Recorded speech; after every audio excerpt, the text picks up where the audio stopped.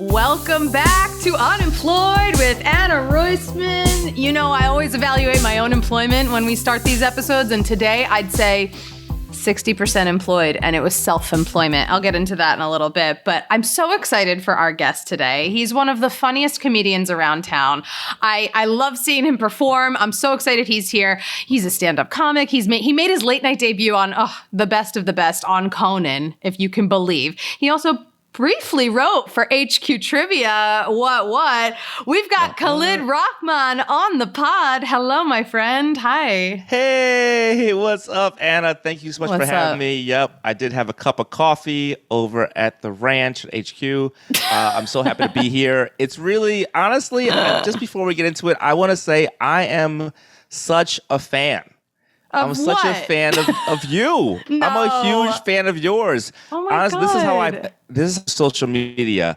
I have a few go-to accounts, and then I'm not allowed to scroll. Because scrolling for me is bad. It leads to jealousies and envies and hatred and bad feelings. Yes. So I have 5 accounts I go to, and yours is one of them. On Twitter, on Instagram, on everything. I only check out 5 or 6 people. Khalid, you're making my life right now.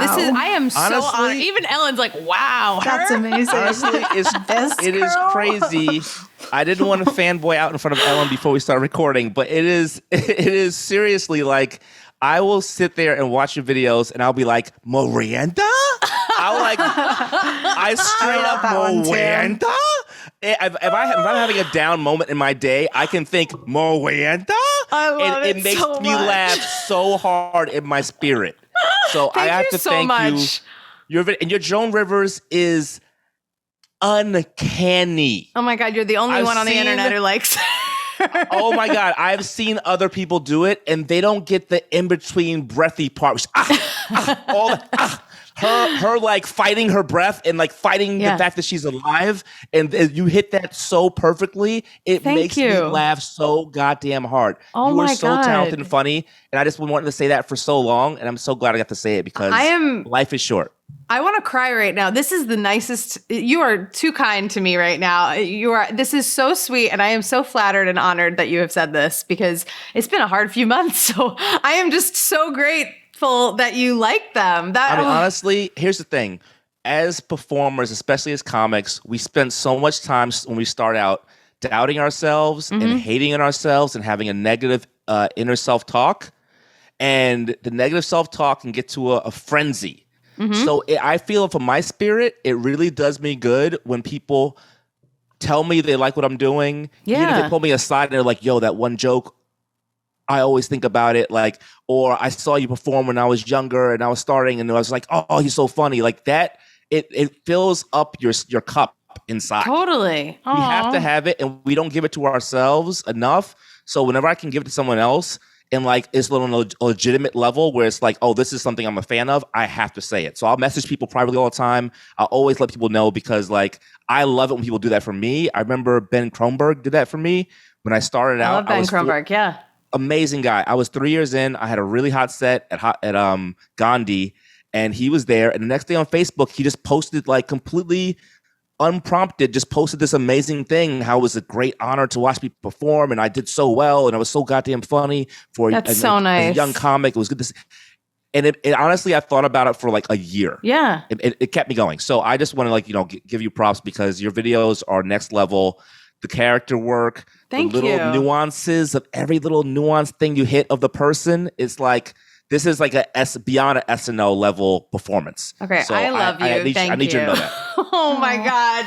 That's so nice. I don't even know where to go. I know, I'm going to fall off my chair. Thank you so much. That is so sweet of you. And I really appreciate it because I sort of, and I agree with you that I think we do need to lift each other up and share each other's work, especially, I don't know if people realize it, but you know how nice it feels when someone just shares a post of yours? It's the dumbest thing ever, right? It's the smallest thing. It means so much. It means the world, especially now that we're monetizing these fucking posts because Instagram is allowing that. TikTok is allowing that. And I can't tell you how much this means to me. I will remember this for the next year. You will keep me going for the next year. I love that. And honestly, you've given me so much joy in my breaks from work.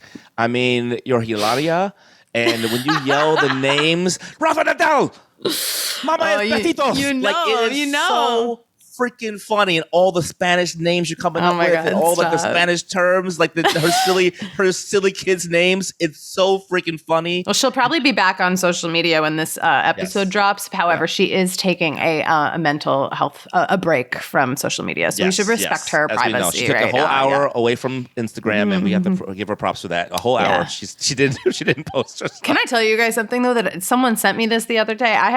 There's a whole Hilaria fan base. There's a whole Reddit, and someone sent me a Instagram account that's like the Baldwin family, and it was created 2 days ago, and the photos are all of the babies, of the kids as babies, but they're all very like intimate photos that only you would have on your phone if you are a parent of these kids. You know, they're not like People magazine photos. They're not like, professional, and they're all liked by her, and they're all posted within the last 2 days. And I'm like, oh, she couldn't stay off. Maybe she needed to make another account. Oh my God. She needed another fix. It's like I was telling you, it's like an alcoholic on day one of sobriety, just walking past a bottle of mouthwash, and they got to down it to get that taste. They got to get that taste of that liquor. Yeah, they're like, kids were doing Tide, right? How are these Tide Pods these days, huh? Absolutely. Oh my God, it's so crazy. Well, you have made my life. You didn't have to say any of that on air, and I appreciate it so much. You are the sweetest. Oh. And I always think that you're so funny, and you bring such a good energy into this dark world. Like, a lot of comics are fucking jaded. You go to a show and you try and talk to someone who you thought was nice and friendly, and they're like, I don't know. They don't want to talk to you. They want to fucking do their set and be done. And I've had a lot of that lately. And I get that people have had a fucking terrible 2 years. But like even on the Zoom shows that we did over the pandemic, you've always I'm like, he's always just like, got it. You're on. You're ready to go. And I think that your energy is why, you're going to be successful, why you are successful. People want to work with people who bring it to the table. So I'm just saying. Thank you. I'm just saying. I really appreciate that. Like I do. Yeah, I really appreciate that, and like I'm so happy in my life. I think I can't help but show it, and I just kind of redid my whole steez. I changed everything up over the pandemic. Really? Only for the better. Yeah. Well, I gotta say, you've already taught me one lesson, and maybe Ellen too, that we should not be doom scrolling, and we should just pick accounts we like to check out. I start reposting people's stuff too. I mean, God, I didn't even think about that. I'm going to repost more. I mean, because I see, you'll see comics. They don't want to post other people's shit. It makes them jealous. And it's like, absolutely. You don't know. What if he sells a TV show tomorrow and there's a part that's great for me, or there's a writing job that's great for me? Like, you gotta pump each other up. You literally don't know who's going to make it to the next level. Like, I think about the people who did that show Hacks, and they're all friends, the 3 showrunners, they could have all been jealous of each other and not rooted for each other over the years. And now they're fucking winning Emmys. I mean, absolutely. It is so important to not be a hating ass hater. Yeah, it is. That is one of the biggest lessons that people need to learn is just don't be a hating ass hater. Your time will come and everything is happening as it should, because if you spend all your time looking at what other people are doing and being envious and hating on what they're doing, that's less time for you to be shining doing what you're doing. And all that energy, it takes up a lot of energy being a hater. It really does, because that hatred, it really burns deep when you start getting 1,000%. Into it. So if you can take away the tools that allow you to be a hater, for me that was scrolling on social media, it's going to be better for your life. Yeah. That's why I started making videos. I was like, you know what? I'm just going to start making shit every other day, because I lost a job that I had in December. So I was like, all right, new year. She's putting out content every day, every other day. If I can do it 4 times a day, great. I'll try and do that. But, it's not always easy. It's great. I mean, it's what we need to be doing. And again, keeping yourself busy is the way to avoid that hating ass haterness. Hell yeah. Hell yeah. All right, so we got to get into this. We know right now you are employed, right? Yes. You've dropped it. You've dropped the employment, status on us. What are you doing right now? What's going on? Anna, I am overemployed. Oh God! I need to be less employed. If you need an assistant, I'm here for you. Well, you know what it is? So I really went on this journey at the beginning of the pandemic. I was in a bad spot, to be honest. I was kind of looking around at my life, and I just done, 25 and then 26 days of stand up like in January and February. I was touring with a college tour in Montreal when the world shut down. Oh my God. Did you get stuck in Canada? I almost did. I think we got one of the last flights out because shit. I saw Akash sing in the airport going to do a gig on our way into Canada. And then the way out, we were like, yo, are you getting out? He's like, yeah, I'm getting out. And then they were shutting down things, shutting everything down, the whole country within that week. So I got back to New York. It was like this week, 2 years ago. Yes. And I got back to New York and I looked around at my life and I'm like, oh, this is bad. I need to fix this. Like I had no steady money coming in. I had like a 20-hour a week customer service job that I hated, by the way.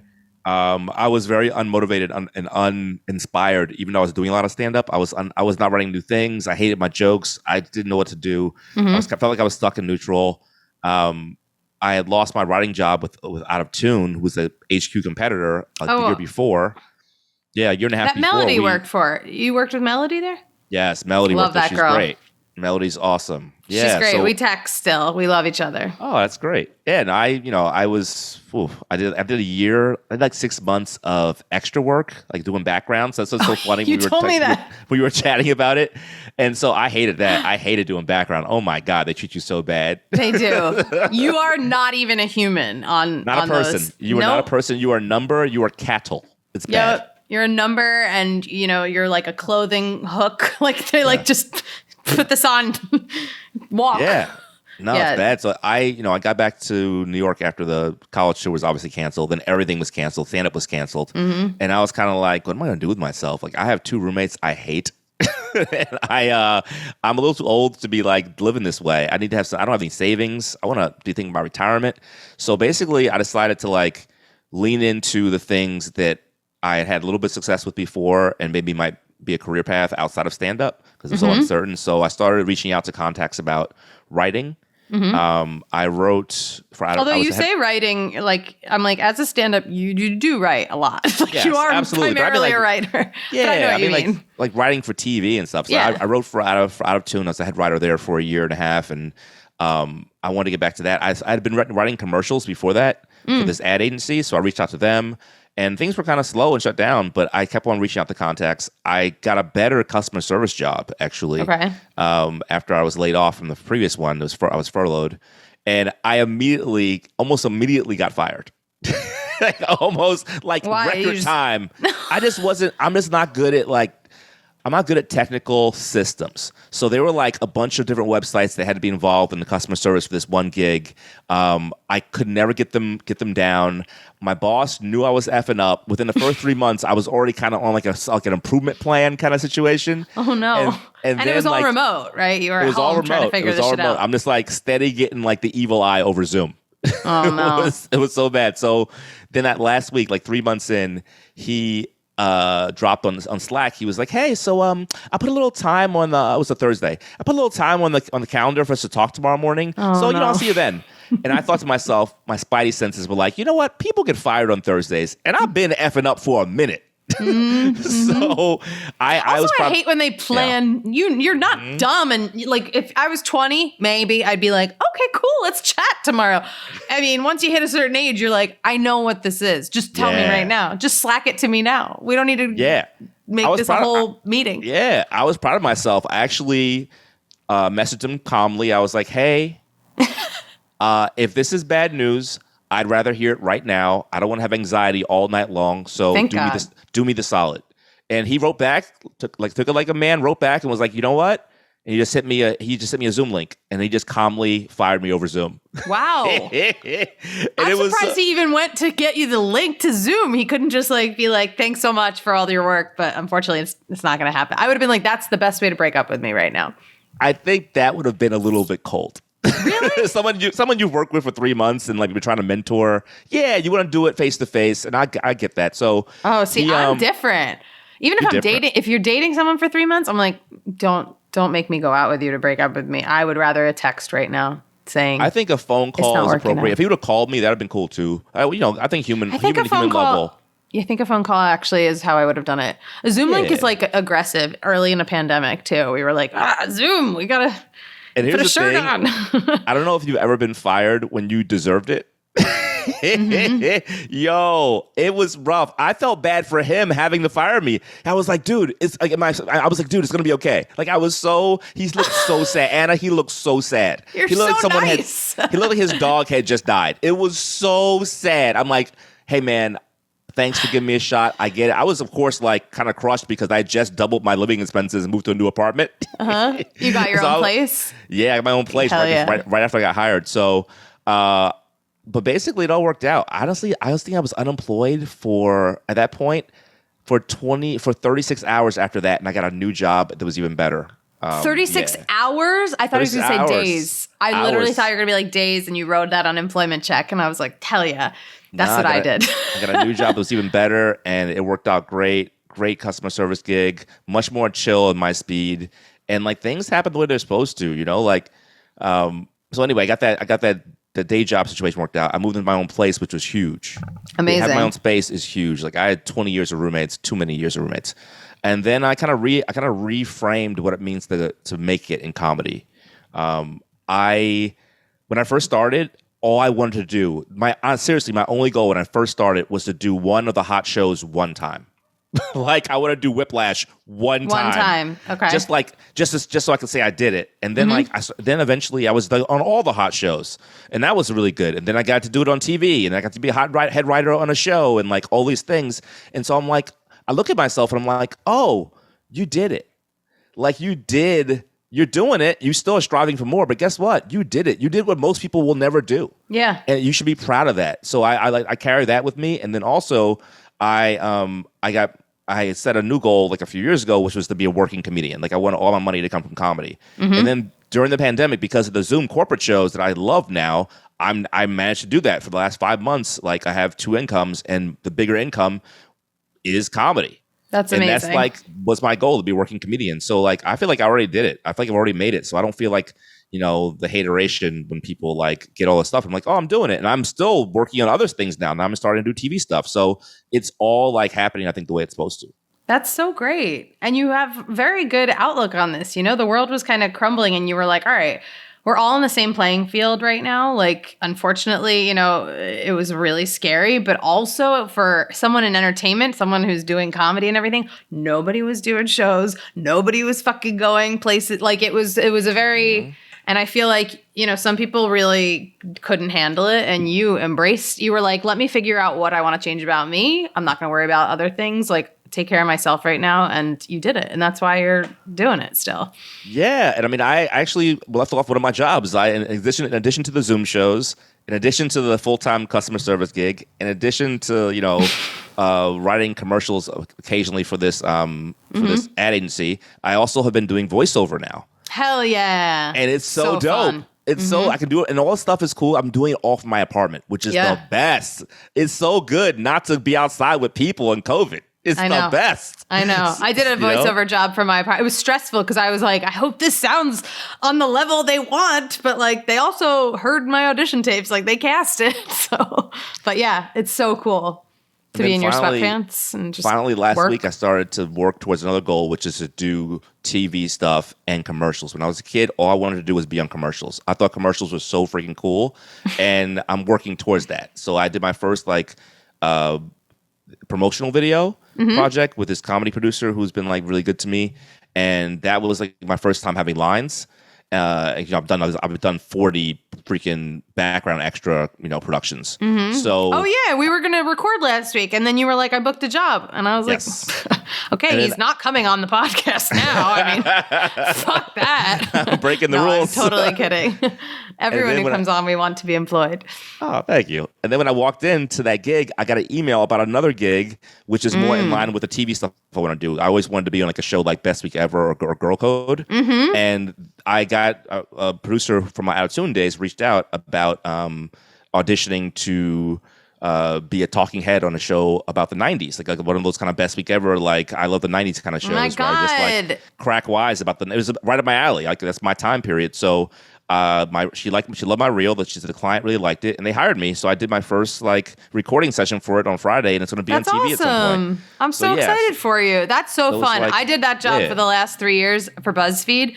It was like a 90s throwback show, and we had to do those talks. It was literally that, and they're so fun, especially for a comic. It's like, you get to do your one-liners, and they'll tell you to do it. It's such a good gig. Yeah. I'm so excited for you. That's great. Thank you. And I'm a nerd, so I spent a lot of time preparing all the questions and funny jokes for each answer you're a in writer, advance. So they were afterwards, they were you did a great job. It was a home run. You really had so many fun options for all our questions. We definitely want to work with you again. We have other things coming up. And I'm hell yeah. So I said to my phone number, and now I'm hopefully going to be doing more things with them. That's amazing. Congratulations. Thank you. I like that you're setting one goal at a time. You know what I mean? You're you know what?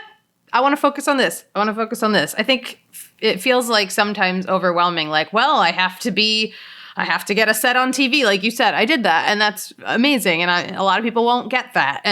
But you break it up for yourself, so you're not putting it all on you at once. Yeah, I try to break it up. My next thing I want to do is I want to keep doing TV things, but also I want to develop a YouTube show so I can have some content that's consistent to put out. So I'm developing a show with my friend Remy, and I can't talk about what it's about, but I think it's going to be we have a production company working with us, and I think it could be a good show. And then I want to do a basketball show. Is it Remy Casimir? Yes, Remy Casimir. Remy, who was our last guest on the podcast. Hell yeah, you guys will be coming up. And Team you know what? Remy. I actually also know the production company because I am working on a show with them as well. Yes. Khalid, this is going to lead us to working together. Honestly, I would love nothing more. I have been such a fan of yours for so long. I'm a fan of yours. And you have the drive, you really fucking do. It's admirable. Oh, thank you. I feel the same way about you. I mean, during the pandemic, you really turned it up a notch, and it's inspiring to see. You put out so much freaking funny stuff. I get paralyzed with fear to record myself doing a funny sketch and then putting it online because I'll be judged for it. And you just fire out 4-week hilarious things. No, so freaking great. I'm at this place where if I don't create, I don't know who I am. So when I'm in a dark place, Ellen knows this. I have to. I don't know. I thrive on working every day. And so I feel I just sort of, I don't know. My brain is I'm sad about a lot of things. I'm not making money right now. Whatever I'm going through, I'll just put it into a video. I mean, that's a great attitude to have. And I just know from just how hard you work and how funny you already are. It's a matter of time, and I'm going to be asking you to hook me up with courtside tickets to something sometime soon. Oh my God, we're going to go. Because you're freaking so funny. You're so sweet. Thank you. So I'm just waiting for the big things to happen that I know are coming. Me too. I'm manifesting, as I tell Ellen every week. I'm manifesting this shit right now. Oh, hell yeah. I do think, and I say this all the time on the podcast, I think the people with drive and the people who just continue to do work, whether it's writing, whether it's making videos, whether it's, I don't know, fucking claymation. I don't know what you feel like doing. The more you just put out things that you think are funny or you enjoy doing, it'll lead to something else. It's not going to be direct all the time, right? Absolutely. No one's going to hire me to, maybe knock on wood, they'll hire me to be Joan Rivers in a biopic or something. But I know that, if I enjoy doing it, hopefully someone else will see that and they'll be oh, maybe she could do this instead. I don't know. I just think that if you find something you are good at and you like doing, it'll propel you to the next level, whatever that is. And I'm just riding that shit out. I mean, absolutely. I couldn't agree more. And it's taken me a long time to come to that place of comfort. Because for so long, I would just always measure myself against other people. And honestly, comparing yourself to others is the worst violence you can do to yourself. Social media does that to us, though. Don't you kind of remember? I made a lot of videos early in my comedy career because we didn't have that. We would throw them on YouTube, remember? And it was cool. I put my video on you and I'd email a link to all these friends and contacts. And that was kind of, and sometimes it got big, it went viral, and sometimes it didn't, but it didn't matter. Now you go on Instagram and it's you post a photo and you're how many likes does that person get on a photo? How many likes do I get on my photo? And it's just, it's built in. It's built in, competition, and it sucks. But yeah, when you don't care anymore, I think that's when you succeed. It sounds like you're figuring that out. Honestly, I think that's what it was. I mean, those big changes, getting my own place, starting to work on other things, my own passions, following that direction, saying no to stuff. Yep. I had a big opportunity to submit a final round submission for this HBO writing job thing, and I got the final round packet, and I just didn't like the direction they wanted to go with the show. It kept on emphasizing not funny, like not too many jokes. Let the joke be like the second part, but not like the main thing. We want to be like serious about this and be high-minded in our ideas. And I'm like, I'm a silly, silly goose. This will be torture if I get this job. I was making more money than I ever made before, but I will be miserable trying to come up with less funny ideas than the one. You know what I mean? Yeah. So like, I think, since I turned that down, so many good things have happened. That's great. So I think honestly, like Whitney Cummings, people hate on her, and she definitely has some issues. But she said something the other day. Your girl said something the other day that had me like, what'd she say? What? She said, I've come to realize that my rejections have been my protection. And I was like, oh, she was on some Purple Rain type stuff with those lyrics. Dropping gems. She's redeeming herself from telling us what a comedian's job actually is. To creep down the dark staircase of horrors. Yeah, she is wacky. And you know what is great about her? She will fully admit that sometimes she is full of it and she is out of her mind. Yeah. So, you know what? Same with like Chelsea Handler, you know? Yeah. She knows herself. Yeah, these are like eat, pray, loving white lady comedians who really will get in their own bullshit, like really deep within it, and to the point where they can't even see how ridiculous they sound sometimes. But that gem, I thought about that for like 2 days. I'm going to think about that. That's really good. And it's also like, I've said no to things, I feel like, more in the last few years than, when you first start out and you get an agent and they send you a packet and you're like, oh, well, I have to do it, right? I want to be a TV writer. I got to write comedy. And now, like, there are certain shows I'm like, I'll read it and I'll be like, this isn't me. I can't, I know. Yeah. Like you're saying, HBO or CBS or whatever. But I'm like, I'm going to have to do so much research to understand this, what they want. And then add the jokes in, like if it's not something I'm really passionate about, like, I don't know, maybe there's another job out there. Because then you're right, you're stuck in this contract, you're making good money, and you're gonna be like, this is what I want, right? This is the dream. It's golden handcuffs. That's a real thing. People get stuck doing stuff they don't want to do or low quality work because it theoretically on paper. Looks like the thing you should be doing, but inside it is killing your soul. Yeah. And I never wanted that.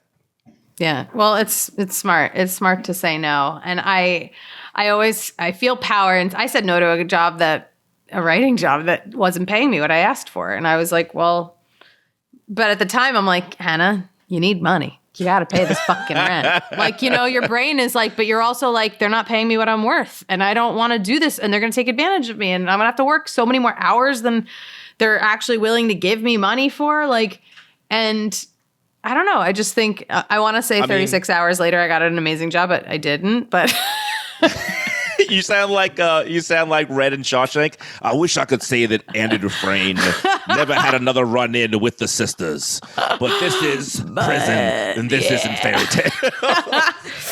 Look, I wish I was Khalid. I was just on the same path as you, but I'm not. So mine might be 36 days, but you know what?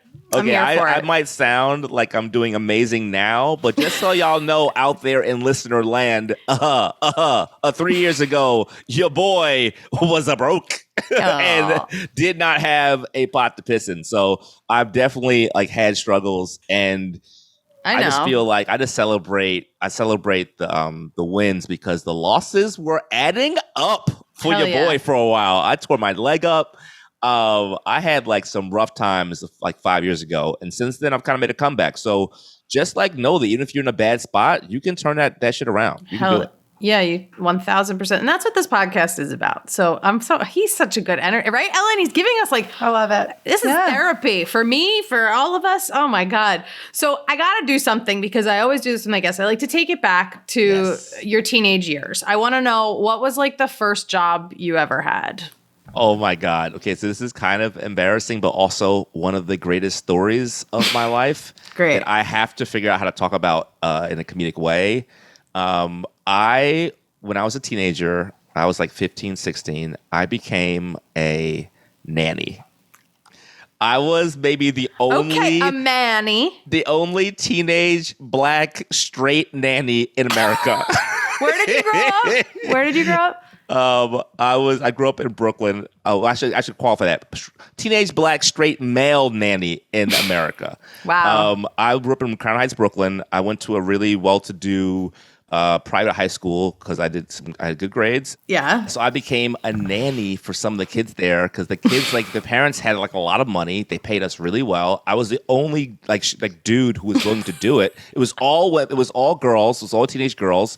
And for some reason, this one kid took a liking to me and like recommended me to keep being his nanny more than like one time. And this guy was I was a How nanny old was he? He was like 8. Okay. And you were a teenager? I was 17. I was 16 or 17. Yeah, both of those years. And his dad was this dude who was the longest running Phantom in Phantom of the Opera. Whoa. Yeah. So this dude was connected. So one night, one day in the summer before college, this dude called me up and he was like, "Hey man, the boys," which was like his son and his son's best friend who I'd always babysit, they want to go see a concert. I was wondering if you could chaperone them.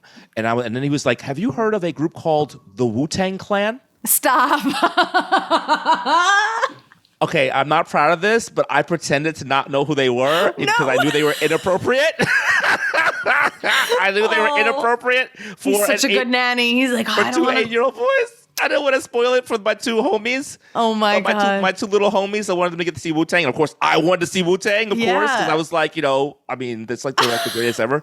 So he was like, okay, cool. Here's what I'll do. I have to go do Phantom that night.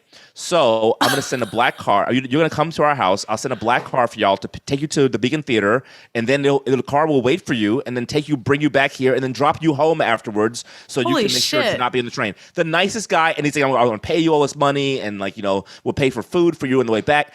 He hooked me up and great seats. Like he's like, the seats are going to be really good because he was tied in with Broadway, which was tied in with the Beacon Theater. Oh, wow. Wow. So cut to like a week later, I get picked up by this black car. I take these two 8-year-old white boys to go to freaking see Wu-Tang, a sold-out show. And Anna, guess who was opening for Wu-Tang? Who? You get two guesses. I don't know. When was this? It was 1995. Who would open for... Ellen, you get... my brain is like... Big rising star of the hip hop scene in 1995. Legendary status eventually. I want to be like Alicia Keys. No. Anna, the Notorious B.I.G. This was like this is one of the greatest nights of my life. This is one of the greatest nights of my life. We get there. I'm with these two small white children. And every thugged out person in the tri-state area, because Wu-Tang and Biggie are the biggest things going. This is so funny. Metal detectors, so we had to line up, and then people got upset because it was taking too long to get into security, so they bum rushed the front, and like the security guard saw me with these two little boys, and he was like, waved me in. So I grabbed them, I picked them up, and ran into the Beacon Theater. Oh my God. Holding these two little white boys. So me and the whites, we go inside. And oh my God, we look up. There is a cloud of weed smoke hovering above in the ceiling of the theater. Everyone's smoking weed. There's two uniformed cops on stage, completely fine with it. It was insane. I'm looking at the boys like, oh my God, this is so inappropriate. So not appropriate. It wasn't your idea. It was they invited you. I did a little deception, I did a little deception. I said it was okay. It was not okay.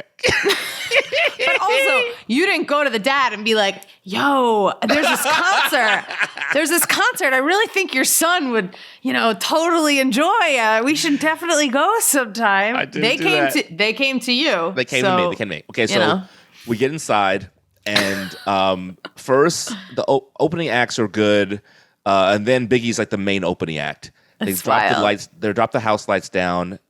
put them back up. We're in the third row, by the way. This is insane, like insane good seats.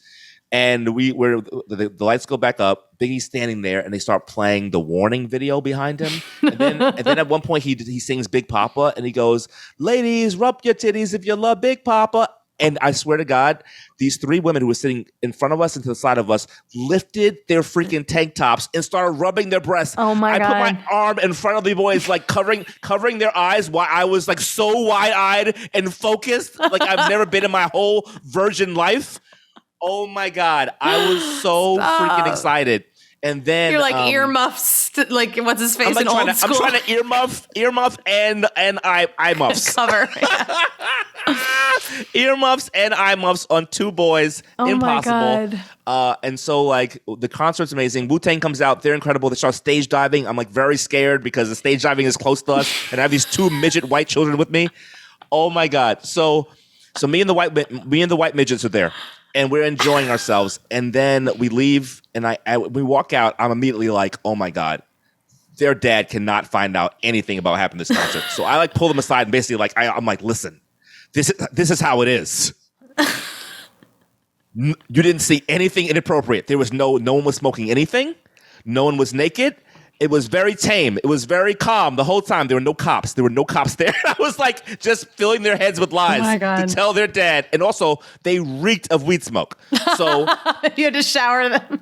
I had the driver stop and got a bottle of Febreze from a bodega, and I sprayed them with Febreze.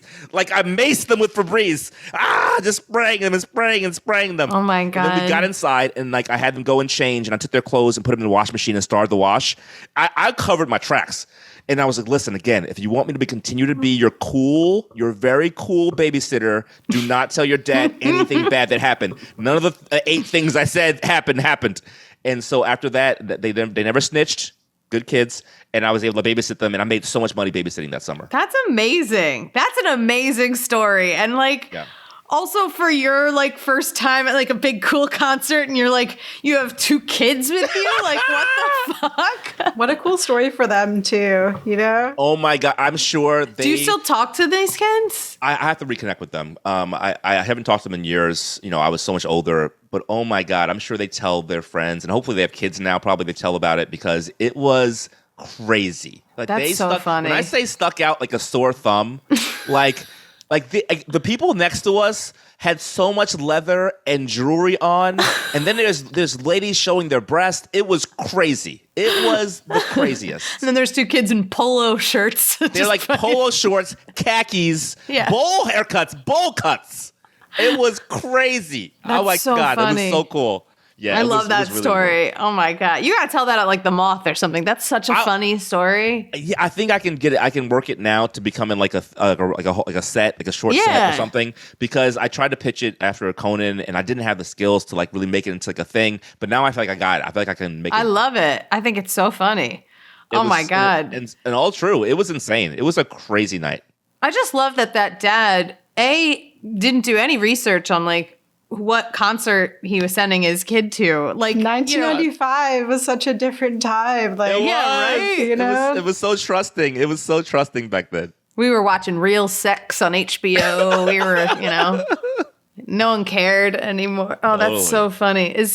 So the dad was in Phantom Forever. That was the show. Oh. He was in Phantom Forever. Very good dude. I mean, like, did you get to go see Phantom?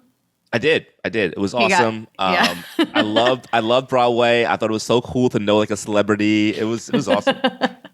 Oh, that's great. So you were a nanny in high school. Can I ask, what did you have to pick them up after school? Like, because you had homework and stuff. Like, you were in school. Was it just like a nighttime babysitting game? Yeah. It was like when he would have a function on the weekend night, or even sometimes during the week. And the cool thing about being a nanny is you get to raid their fridge. Oh, yeah. No, I ate so much good rich people food. I got to put it this way. Your boy got a taste for smoked salmon. Oh, hell yeah. I got a 17-year-old me got a taste for smoked salmon that has not abided. Well, you're also a New Yorker. I'm like, if you didn't eat it, if you grew up in Brooklyn, you've never had a bagel at Locks, I'd be like, who who kept you from the bagel shop? You know what? Who hurt you? Who hurt you? I judge people now based on their bagel order. So I'm glad that you're a smoked salmon, fan at least. Yeah, hell yeah. But that's my first job. Like that's a really fun first job. That was an amazing story. I don't even know where to take it from here. Where'd you go? You went to college after? Did you stay in New York or? I went to college after. Well, here's the funny thing though. The job I had. So that was like between my junior year of high school, I believe. The summer before college, I had my shadiest job ever. You won't believe this. My shadiest job ever. So my buddy's older brother, had this like company that made athletic programs for like colleges and the NBA and like high schools and stuff. So you go to a game, you get like a program, right? So they had us out in Long Island in this like boiler room style place selling advertising to local businesses in these college towns, like calling up like, hey, I'm so-and-so with University of Michigan. Do you want to buy a good luck from your friends in business? Ad 20 by 20 ad in like in their football program for this season. Yeah. And and we would make good money, make good commission. But then come to find out, after I left to go to college, the whole thing was a scam. The whole thing. Oh, no. It was we were doing interstate fraud. Oh, my God. Here's the thing. You're going to show up on a documentary on like fucking, HBO one of these days. I might. You know what? We might have to not release this.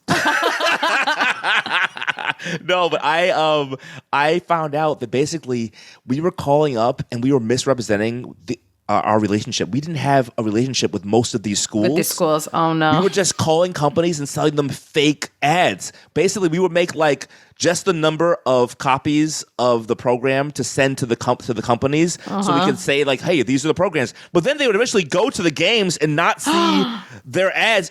It was like a house of cards. That's so bad. It was so bad. They got raided by the FBI. And you didn't know. They got raided by the FBI 2 years later. I had no idea. Oh my God! Wow. And people you knew, like who were working, you knew the guys still there when that happened? Oh my God. I knew guys who were still there. Here's the thing. They transitioned at some point after I left into having a legitimate business with the NBA. So they were doing NBA programs, but they were not doing college and high schools. And that was where the big scam was. Oh, wow. So they got raided by the FBI. And I'm lucky I wasn't still working there. I've been like part of like, all kinds of litigation or something. Oh, that's crazy. Oh my God. That's my shadiest job. That's shady. I love how you were like, he's riding in fucking, town cars to the Beacon Theater, and then he's working in a basement in Long Island fucking selling fake ads. I mean, Life Anna, what really can I has say? Its journey, you go up and down. What can I say, Anna? I've always been a baller. You have. So what'd you do in college? Here's my question. In college, were you performing at all? Were you getting into, entertainment? No. I got into stand-up so late in life compared to everyone else. Like, I started stand-up when I was 35. Wow. 10 years ago. Ellen's like, wait, I thought he was 35 right now, right? I know, I saw your face, What? yeah. No, yeah. I think of you as my age. I think of you as young. I'm not 35 yet. I'm 27 forever. So it's it's cool. It's a lifestyle. It's no big deal. Wait. So you go to college. What were you majoring in? So in college, I was so lost. I didn't know what I wanted to do with myself till late in life. So I was a communications major. I thought I wanted to be a sports writer. Then I realized you had to be like on dedeadline your whole life, and I was like, ugh, kill me now. No, thank you. No, thank you. So I kind of like drifted around after college, like between professions and aspirations, and then kind of landed on wanting to work in film. I worked as a PA on like some big movies and some small ones, and then I kind of found. Did you come back? Were you in New York for school, or I was in Boston? I went to Boston University. What? I think we've talked about this. We have talked about this. When you said it, I was like, yeah, we have. And Remy, and yeah, so fucking weird. There's so many comedians who went to BU. Or as you would say, Universidad de Boston. De Boston. Yes. That's how it started. I just fucking said one line. Oh my God. Boston. I love that you went to BU. I feel like we have talked about this, and I remember, until people say it, I remember zero. We've had a lot of BU, and Ellen went to Syracuse. We've had a lot of like random Syracuse and BU people. I almost went to Syracuse. That was my second choice. Really? Oh. Yeah. I went Are up you there. a Gemini too? I am a terrible Virgo. Wow. I don't know anything about astrology except for I know Virgo is the worst one. No, people say we're the worst. We're Geminis. People don't like us when we walk in a room. Well, I guess we all have that in common then. I guess so. Yeah. I don't know much either. Okay. Yeah, college. I Did you like BU? I loved it. You know what? What I really wanted was I wanted to be a nameless, faceless like kid in the crowd because I went to such a tiny like high school. My graduating class was 30 people in high school, Wow. so I just wanted to be 30. I knew them very well. Like we were sick of each other. So when I got to BU was like, second biggest or one of the biggest like undergrad populations in the country. So I was like, this is great. I just want to be like a face in the crowd. And I met so many cool people. And my uncle told me to go away to college because it would make me more well-rounded and like independent. And he was so right.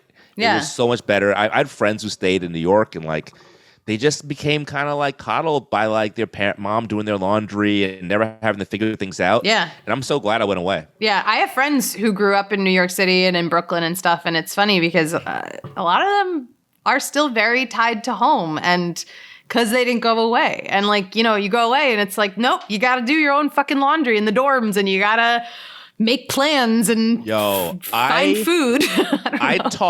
I swear to God, I taught at least 10 people how to iron their clothes my freshman year. I was like the freaking happy homemaker. They had no idea. I didn't realize that everyone's parents didn't treat them like servants. Your parents put you to work? My mom looked at taking care of the house as me and my sister's job. Mm-hmm. She was like, I make the money and y'all take care of the house. Like that was her whole thing. So we were like washing the whole house and like our clothes and ironing and drying, all that stuff since we were like 8. Wow. So yeah, she had like a little army. Yeah. It was like, that's how it was. So it's a smart mom, honestly. Very, very, very smart move on her part. But she was problematic because she'd be like, you're not going to need no woman to take care of you. And I'm like, I'm like, Mom, I'm 7. There's this comedian I really like. Do you know the account on Instagram, Not Skinny But Not Fat? Do you know this girl? Amanda. She's so funny. And she has like a 1-year-old and people are always she posted about this. She's like, people are always asking, when are you going to have another kid? He's like almost 2 or something. So he's like, out and about. And she goes, I told you, I'm not having another kid till he's 7 so he can babysit. There's a plan in place. Like, I don't want... Wow. I was like, I like that. I like that she's thinking about that. No, that's funny. When I went to BU, I remember I didn't realize people didn't make their beds. I wasn't allowed to go to school in the morning unless my bed was made. Like that was, your bed had to be made in my house. And like, even now I'm like, I call myself the bed Nazi because when I first started dating Jared, I was like, we can't leave. We have to make the bed before we leave the house. Like you can't, that's the rules. In college, I had roommates and I'm like, damn, they just fucking leave their bed. My bed was perfect every day of school. That's so funny. You were like a little like Marine. I'm like hospital corners. Let's go. Hospital corners. Yeah. Oh my God. It is so funny how we really can absorb all these things from growing up and not even realize that they're strange until we get into a different environment and people are like, what is wrong with you? Yeah. They're like, you're not at home. You don't have to make your bed. I'm like, yeah, but it's gross not to. Like, what am I going to come home and get in an unmade bed? Ugh. Whatever. You were like an 85-year-old, 18-year-old lady. I was. I still am. I think that's my vibe forever. I love that. I love it. So did you work in Boston? You didn't work in Boston. You came back. Okay. I definitely worked. I had, oh my God. So I had a very formative job there. In my junior year, I started working as a retail associate at Cheers Boston. Oh, hell. Wow. How fitting. I was all about it. I freaking became the youngest like manager in the history of Cheers. After I graduated, I stayed there for 2 years after college and worked as a retail manager and then cross-trained as like a pub manager. And then like Boston kind of started to bum me out. Yeah. Like in the wintertime, it's small. Boston, well, it's very small. In the wintertime, it's a bummer if you don't like have a good like nearby group like friend situation where you can go out together and stuff. So I moved back to New York and like I was immediately happier.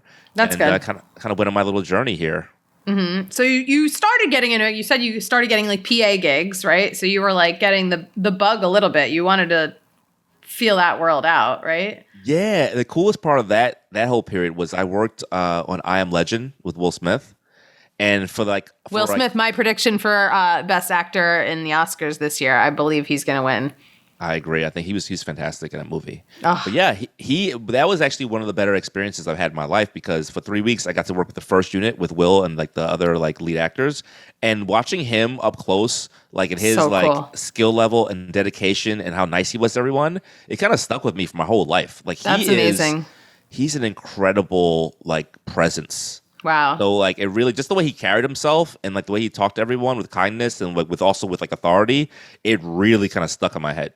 That's amazing. I've seen like the girls who were in King Richard with him. Like I saw them in interviews recently, and like everybody who's worked with him has always said how so kind he is to everyone on set, and like doesn't matter what your job is, he will respect you and I'm like, that's a superstar. That's what you want in someone, right? That's it. And we all know if you worked in the business with people, there are people who do not have that reputation. Who have like there is a couple of actresses. I can name you 5 of them from working in restaurants who came in who were assholes to me, and I was like, I'm not even serving you. I'm literally saying hello and like what? Yeah. Yeah. Sorry, I cut you off. You were going to say something about. No, it's okay. Like I mean, I remember from working in production, but then also working as an extra years later, you would just hear these stories about some of these actors who were just monsters, and they just were established and they could get away with it because they were talented. But I feel like that kind of stopped for a while because I remember when J-Lo kind of was banished for like a good hot 10 years because she was just difficult to deal with. And then one day her movie stopped doing well and they were like, oh, thank God we don't have to deal with her anymore. And then she went to American Idol and rehabbed her whole image. But before that, she was like out. I didn't know that was like the whole, like why she went on American Idol. Interesting. Yeah. Well, Second Act did it for me a couple of years ago. You know, that was an amazing movie. So I think she's back on my list of movies. I haven't seen the new one. Never left. What is it? Marry Me? Yeah, Marry I haven't Me. seen it Yeah. yet. I haven't seen it yet. But they kept tweeting at me, like the movie. And I was like, Ooh. either pay me to do a partnership or stop tweeting at me. What the fuck? That's right. You're like, stop sweating me. Why are you Yeah, sweating me? Ugh. I don't know. So when did you get into stand-up? We don't have that much time, but I want to hear, you know, like how you fell into that because he's comedy full time now. So as the years go by, I am more and more embarrassed about what a dude way I got into stand-up. This is such a dude way to get in. I was the best man at my best friend's wedding, wrote a speech with a ton of jokes in it, smashed for a wedding of 300 people, and basically became addicted to like adrenaline. Oh my God. Started doing stand-up. So you killed. This was the best show you ever had. I mean, honestly, Anna, after 10 years, it's still one of the best like quality performances, even though I didn't know what I was doing, because it's easier when people know you, of course. And I was writing such specific jokes about the people, the bride and the groom, because I knew them so well. So all the inside jokes were hitting, and I was just so like feeling myself. I was the star of the wedding more than the bride. It was insane. Like, is this the plot of Marry Me? Because it sounds like a rom-com. I swear to God, people were coming up to me afterwards like, do you do stand-up? And I was like, no, I don't do stand-up. That was my first time. I had horrible like fear of speaking in public before that. Really? Yeah. Wow. Yeah. You don't seem shy at all to me. I mean, I guess I've only known you as a performer, but wow. Yeah. I love that. That's nice. So your 2 friends, are they still married? I hope they are still married. They are like Okay. 22 years together now. Oh my God. I hope they're like, we birthed the career for you know? I don't know if you've had this probably because I know you've been to some weddings. This is the problem though, when you are a comedian and people know it and you're going to a wedding, they expect you to murder in your like speech, and they always make sure you have to give a speech, even if you're not even part of the whole freaking wedding situation. So I have now had 4 like super pressure packed best man speeches. Because people will tell their guests, oh, he's a comic, it's gonna be so funny. And I'm like, stop saying that. This is so much pressure. Damn, you're booking a lot of these wedding gigs, huh? I'm booking mad weddings. Wow. You should start charging. I should. The last one was the worst because my friend got married and he was like really hyping me up to people. And he had me go last as like, you know, the headliner of the speeches, I guess. So the bride's dad gets up and this freaking bastard, he's not only heartfelt, he's hilarious. Oh, he killed. So I'm sitting there on the side hating. Just, this guy thinks he's funny. He's the funny one. This is terrible. All the pressure. Then the freaking groom, the best man, gets up. He's killing. Oh, no. Killing. I mean, murdering. Jokes like bam, bam. There's like rapid fire jokes. I'm like, this is crazy. And then like the matron of honor gets up, and she's not funny, but she's so heartfelt and well spoken that I'm like, this is a disaster. I'm gonna bomb. I'm gonna bomb this freaking wedding. And thankfully, I dug deep. I went outside. I played some Eminem in my headphones, and I went back inside, and Anna, I put on a performance. I really smashed, but I was exhausted afterwards because I was so freaking like nervous and worn out. Like I'd never been Palms that nervous. Are sweaty, knees weak. Oh my God, yo, mom spaghetti. It was crazy. I picture this like one of those rap battles. That should be a sketch, like the rap battle of wedding speeches where people are just like coming, they almost did it in Bridesmaids where they're just coming out firing off these jokes and the crowd is like losing their mind and they're drinking up. Oh man. Totally. I thought that was going to go a different way. I'm glad you did a good job. Oh my God. I bombed at my own sister's wedding. Ooh, that's stinky inky. That's rough. None of them will ever listen to this podcast, so I can say it here. But literally, so I had never really met her husband before. I didn't have the jokes. I didn't know him at all. Mm-hmm. I met him once before they got married. I never met his family. You know what I mean? So it was, and my sister and I weren't close. But she made me the maid of honor because she kind of had to, because I'm the sister. We have a brother, too. And so I thought this would be really funny. Okay, this is also like 6 years ago. You guys, I thought this would be so funny. So at the time, it was right or I was like, I'm going to do something topical. Oh God, I'm so nervous. Nobody cancel me. Okay, so Melania Trump. Oh my God, Anna, no! Anna, no! She did some speech that she straight up ripped off of Michelle Obama. Do you remember this? I remember this. Yes. Like word for word. Okay, wait, can I pause for 1 second and just say that you were telling me that you decided to go political at your freaking sister's wedding, and 2, Melania Trump. Okay, continue. This is amazing. And so you are out there. I was like, I'm going to rip the same speech and like see if they know. Oh my God. Because I was like, my God. Third time's a charm, bitch. And I start saying this speech and like silent, like crickets. And no one gets it. Okay, to quote the great Sherrod Small, jokes only work if you know stuff. And I was just like, I thought it was hilarious. I was like breaking. I'm like, whatever I was saying. I was like, this is the funniest fucking thing. Everyone's looking at me like, what is? She's out of her mind. And then, I was like, okay, well, I guess you guys didn't realize that I was actually saying a very famous speech by Michelle Obama that was then again adapted by Melania Trump that now Anna Royspin is in line to do. And I don't know. And then I I just improvised the rest of it. And I was like, oh my God. I didn't want to speak at all. So. Wow. Yo! By the way, I hope this is in your act. This is incredible. It's not. This is one of the funniest. That is one of the funniest cringe stories I have ever heard. This should. I'll do it tonight. I have to do a show at 10:30. This is an injustice that you don't have this. I'm gonna get the Wu-Tang thing together, and you're gonna get this together, and we're gonna that's being our goal because Anna, that is so goddamn funny. The lack of judgment is so funny. Oh my God! I didn't even know who these people voted for. I never met them. That was the best. Maybe some of them loved it. You come out like, "Yo, Trump sucks, huh?" And they're like, "Boo, boo, go back to New York, boo." I'll win the whole room because whether or not they voted for Trump, it's a stolen speech from Michelle Obama. So the other people voted for Obama. Oh my, wow, you are really, there is a bag of hammers going on up in that cranium at times. There is a bag of monkeys running around chasing each other because that is one of the craziest lines of thought I've ever heard, and also hilarious. It was my first time in Colorado, and we went to a dispensary the night before, and I ate so many edibles. Yo! I probably Googled popular speech and then like that. I was like, that'd be so funny. That's so funny to a high person. You're like, if I also do. Anyway, it didn't work out. I don't think any of my family members, if you said, did Anna speak at Sarah's wedding? I don't think anyone would even say I spoke. They'd be like, they've blocked it out of their memory. So. Yeah, I really don't think. Anna, you don't understand. This is the kind of thing that a Hollywood screenwriter would write as an awkward, hilarious thing to happen in a movie. And you did it in real life. This is incredible. Incredible.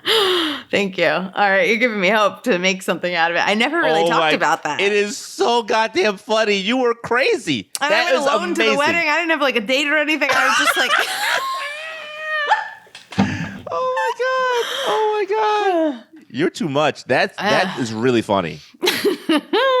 Not as funny as taking two little 8-year-olds to Wu-Tang. We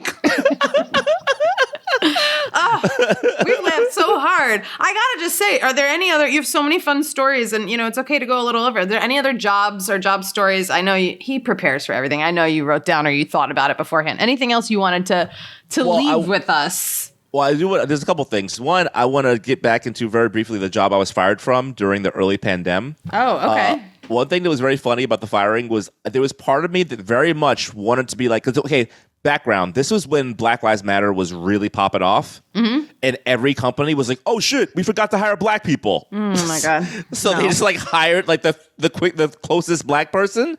And so I happened to be hired in that wave of like white guilt hirings, which were like, long overdue, but also a little problematic because as I was being fired, I swear to God, and this was like in line with the line of bad judgment that you illustrated during your sister's wedding speech. I very much wanted to say, now, I do realize that I am the worst employee at this job. But I am the only black employee. Stop. So if you can maybe reconsider this whole firing thing. Yes. What the fuck? I really wanted to say that, but then I was like, you know what? I've been effing up so bad in this job. I can't even pull that card. Let me just resign with dignity. Instead, you apologized to him. I'm sorry you got to fire me. I did. I'm so sorry you have to fire me, especially at this time with me being black. Oh my God.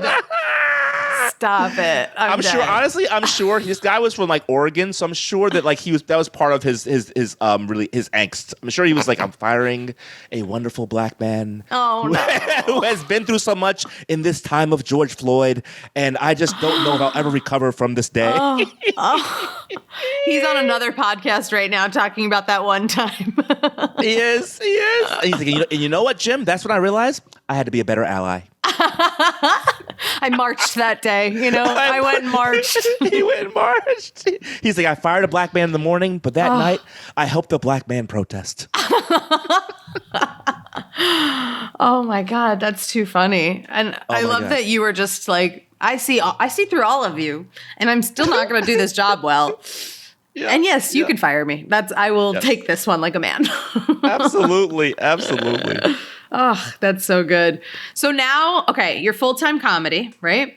So what's crazy is I have this, my schedule is crazy. I have the full-time customer service job, which is very chill. It's not really many problems with this particular job. I don't have to do too much, which leaves me some time. And I'm doing the Zoom shows constantly, and that's like been really good, going well. We hired a sales guy to help us get more gigs, and we were already doing tons of gigs last year. I think I did 120 Zoom shows last year, and they're all corporates that paid well. I want to do some more Zoom shows. I want you to hire me to do Zoom shows. Hit me up. That's what I'm going to say. We should link up. I've done a couple of those, but I don't have someone like booking me on them. But they were so fun. I enjoy, because, doing HQ, I enjoy talking to just myself. I'm okay with, I did it for the last 3 years. I got no audience laughing at me, and I'm fine with it, I mean, that was always very impressive to me, because that's one thing, like with these shows, we're really good about getting the audience to turn their cameras and mics on. Mm-hmm. And I do basically a multimedia version of comedy on Zoom, where I do pictures and videos next to me, kind of like I was doing you've seen my Zoom sets. And I love that. For me, that's the only way I can really make it like fun for me, because I just didn't like talking to the camera. And so basically, I've been doing those like hardcore. I think 115 last year. And Holy shit. There's one week I did 22 of them during the Christmas season. It was insane. So it's been like a godsend though, because it's paying the bills and it's making me more motivated to do more things. Doing the voiceover stuff still, trying to get back to write more commercials, and now doing the TV thing, hopefully more, and then me and Remy doing this YouTube. So it's a lot of stuff going on. That's exciting. But it's all stuff that I want to do. Thank you. It's all stuff I want to do, which is nice. You're killing it. And you know what? Your spirits have been up here the whole time. So I think that's why you're only destined for even more and better things. So it's happening for you. Well, there's that, and I don't know we're about to get out of here, but the other big change I made, I just shifted the whole thing. The other big change I made, dating non-monogamously. Major key. Wow. Brought me a lot of happiness. Yeah, I'm dating 3 very wonderful ladies right now. A little plot twist at the end. And I love it. It's been fantastic. It's been That's fantastic. Great. So let people know that yourself. I think people need to take the time to figure out what's going to make you the happiest. And life is fucking precious and short, as we've seen in these last few years. Absolutely. Focus on what brings you joy, and fuck people who have anything to say about it. Absolutely. And it's one of those deals where I feel like people need to know that you don't have to do everything the traditional way. You can do things in your own way, and if they work for you, that's fantastic. I'm just going to say I have a lot of single friends, though, and the fact that you have 3 people is a little selfish. I'm just going to say that. You know what I mean? I went to dinner with 4 single women, this weekend, and I can't find one, but, it's okay. I love it. I love it. You seem really happy, and I'm really thrilled for you. So, and I can't wait to see you Saturday. We're doing a show Saturday, although this episode's going to drop afterwards. So yes, we're doing a show Saturday. I'm very happy for you because Anna, you have it. Oh. You have what everyone wants, which is the ball of talent and drive. And I just know huge things are coming. So I'm just psyched that I was able to get in on the ground floor of seeing your genius before it was widely acknowledged. Kind of like the people who saw Van Gogh paint early on in his career, and they were like, "Guess what? I've been known about Van Gogh. Now y'all jumping on the bandwagon. I've been known about Anna Roisman, and then people gonna jump on the bandwagon like, oh, have you seen her on her TV show? I've been with her in the streets of IG Reels, son. I'm obsessed with you. You are lifting my ego so high. Especially I've never been compared to Van Gogh. Oh my God! On TikTok the other day, someone said you look like a girl Stephen Colbert. Oh my God. And I thought I should sign off this app every so often, maybe. I love him, but that was someone I never got in my entire life. I'm like, is it because I have glasses? You are the Van Gogh. You are the Van Gogh of comedic character work. I'm going to take it. You are the Van Gogh of it. So good. So funny. Thank you so much. Well, you're a dreamboat. This was an amazing episode. I'm so excited for everyone to hear it. Please plug all of your things. Where can they find you? Where can they see you do comedy and follow you? Yo, follow me at Khalid Says on Instagram first and foremost. At Khalid Said What on TikTok. Not to brag, I have 300 followers. Hell yes. I'm not doing well. Also follow me if you want me to do comedy in your boring corporate thing and jazz it up. Book a show through laugh.events and ask for your boy. Love it. Awesome. Thank you for being here. You're the best. Thank you. That was one of my all-time favorite episodes. And maybe because he buttered me up and he said really, really kind things, but he brought such a joyous energy, right? Such positive energy. Such good energy. Fucking times, right? The world is crumbling. Oh, so dark. And but has little ray of sunshine. Oh my God. Seriously. Khalid, I hope everyone follows him because he really, I did. So good. I followed him during our recording. While we were recording, yeah. I love it. That was so much fun. And honestly, I will never get over that Wu-Tang concert story. I know. I'm going to I want to tell people about that. It's such a good story. Yeah, he's got to tell that on stage. That was really funny. I've also never said out loud about my sister's wedding, which I thought it just came to me because story he is said also amazing. I think you should work that into something. It's such a good story. Thank you. Oh my God. I wish I was there. No, maybe not. Maybe it's just better as a story. I wish I could go back in time and be in the audience and see people's reactions. I wish I could say there's a video of it, but I don't think anyone videoed this wedding, which is probably for the better. I would get canceled if that video was circling anywhere. They'd be like, what the fuck did she even... Not canceled for imitating Melania, but literally just failing as a speech. For bombing. Yeah. Oh my God. I want to do another all-call episode. Maybe our final episode of 100 will be a all-call episode. You know what I mean? The 100th I would love that. We give back. Everybody calls in for the 100th episode. I'll tweet about it so you guys will know there. Can I say one other thing? Yeah. I'm believing that, we talked about manifesting, that it's working. It's working for you, yeah. I've gotten a couple of gigs, and I am going to continue to believe in myself that I am going to get more gigs. I literally will get an audition, and I'll be like, I'm getting this gig.